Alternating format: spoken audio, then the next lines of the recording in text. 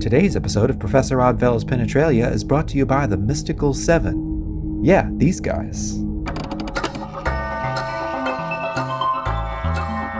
Penetralia land come spectacles so eerie and bizarre, and the strangest things appear inside my head. Penetralia land, ho, like an ampersand. Letters are connecting into a long hand. I'd be proud to be a magic spell incarnate.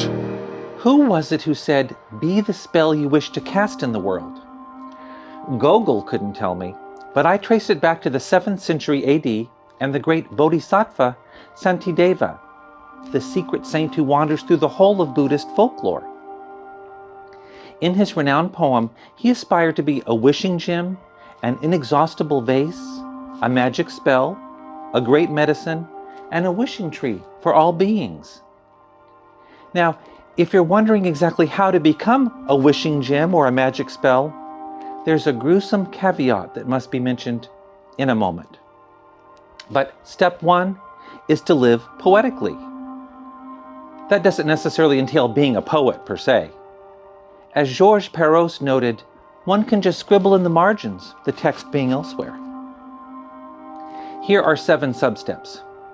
Substep 1 is to be as odd as you need to be.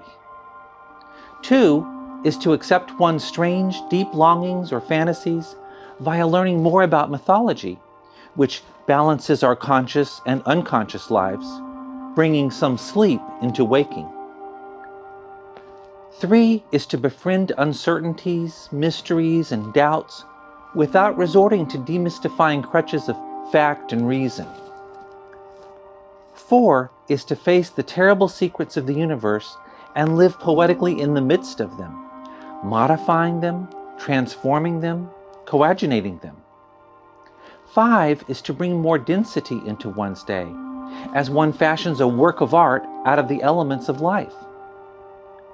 6 is to move in harmony with the spirit beyond the tangible. And 7 is to follow the poetic wisdom of Judo, loving one's adversaries and expressing that love in an ironic and aesthetically satisfying manner. But underlying all the substeps is a true desire to live poetically. Given that, a poetic life will unfold automatically. Yet, the caveat is that those who live poetically, heroes, romantic lovers, apostles, fringe philosophers, are rare and divine madmen, and they are famously unhappy. The force of revelation about one's place in the universe is its own sort of crisis, and the attempt to make harmony out of it can lead one into a cul-de-sac. As Kierkegaard noted, the life of one living poetically becomes a drama, so an ironic perspective is crucial. Watch as a spectator the ingenious unfolding of the commotion.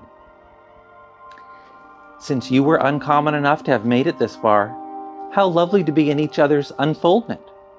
Here's a bonus tidbit for those who would be a magic spell, courtesy of ancient Egypt.